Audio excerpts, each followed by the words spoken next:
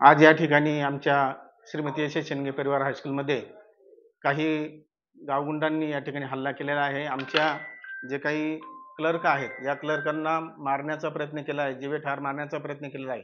कारण काही क्षुल्लक कारण होतं।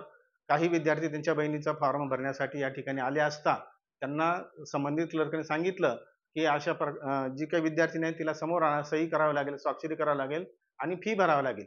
त्यांना त्याचा राग आला आणि त्यांनी अशा प्रकारे त्या क्लर्कवर हल्ला केला। संबंधित क्लर्कने सांगितलं सुद्धा की संबंधित प्राचार्यांना येऊ द्या, त्यावेळेला तुम्ही काय असेल ते सांगा, परंतु त्यांनी अशा प्रकारचं ऐकलं नाही। ते हल्ला केला। ते जे काही 12वीचे फॉर्म होते ते फॉर्म फाडले। त्यानंतर फी जी होती 25,000 फी जमा झालेली होती विद्यार्थ्यांची, अगोदर फॉर्म भरलेल्यांची, ती फी सुद्धा त्यांनी चोरून नेलेली आहे आणि अशा प्रकारे जीवे मारण्याची त्यांनी धमकी दिली आणि मारलं सुद्धा, मारझोड केली। या ठिकाणी पोलीस प्रशासन येऊन त्यांनी तशा प्रकारची पाहणी केलेली आहे। तर शासनाला माझी हेच विनंती आहे की पोलीस प्रशासनाने याची दखल घेऊन संबंधित त्यांच्यावरती कठोर कारवाई करावी, त्यांना अटक करावी आणि आम्हाला या अशा प्रकारचं पुढे घटना घडणार नाही याविषयी आपण काळजी घ्यावी असं मी आपणास विनंती करतो।